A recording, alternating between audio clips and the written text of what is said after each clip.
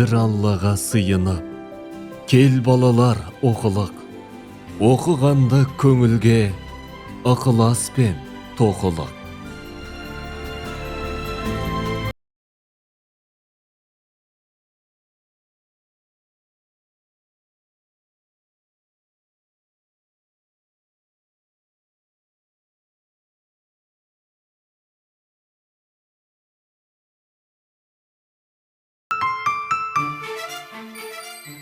Ассаламу алейкум, достар. Сіздермен бірге балаларға базарлық хабары.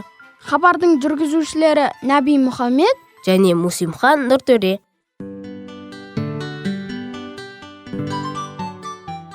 Достар, бүгінгі хабарымыздың тақырыбы ораза жайында болмақ. Шариғат тұрғысынан ораза дегеніміз ұстауға күші жеткен адамның Алла разылығы үшін ниет етіп, таң атқаннан бастап күн батқанға дейін оразаны бұзатын нәрселерден сақтануы. Балалар, ораза тек қана тамақ ішпей жүрумен ғана шектелмейді. Бұл айда аузымызбен, көзімізбен, құлағымызбен, қолдарымызбен және аяқтарымызбен де ораза ұстауымыз керек. Себебі ораза ұстап жүрген адам дөрекі, жаман сөздер айтпау керек, көзімен ұятты нәрселерге қарамау керек, құлағымен өсек сияқты жаман әңгімелерді тыңдамау керек.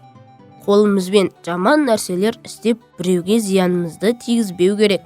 Және аяғымызбен жаман жерлерге бармау керек.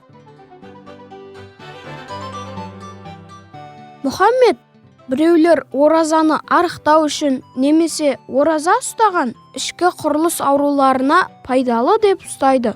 Сенің ойыңша осылай ұстаған дұрыс па? Әрине дұрыс емес, Нұртөре. Оразаны тек Алланың разылығы үшін ұстаймыз. Сөйтіп, ауыз ашқанда Алладан ұстаған оразаларымыздың қабыл етуін сұраймыз. Мұхаммед, сен осы жылы ораза ұстайсың ба? Нұртөре, ұстауға тырысам. Неге олай шештің?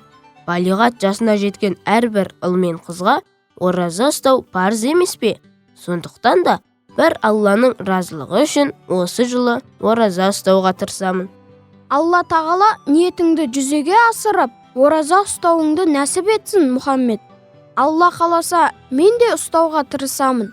Сосын сені ауыз ашарға қонаққа шақырамын. Балалар, білесіңдер ме? Кімде-кім ораза ұстаған адамның аузын аштырса, оған бір күн ораза ұстаған адамның сауабындай сауап жазады екен.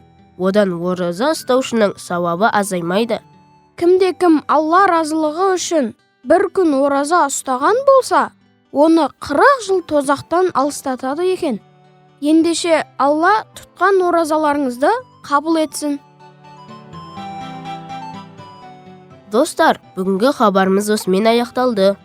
Келесі кездескенше қош сау болыңдар. Ассаламу алейкум ва рахматуллахи ва баракатуху.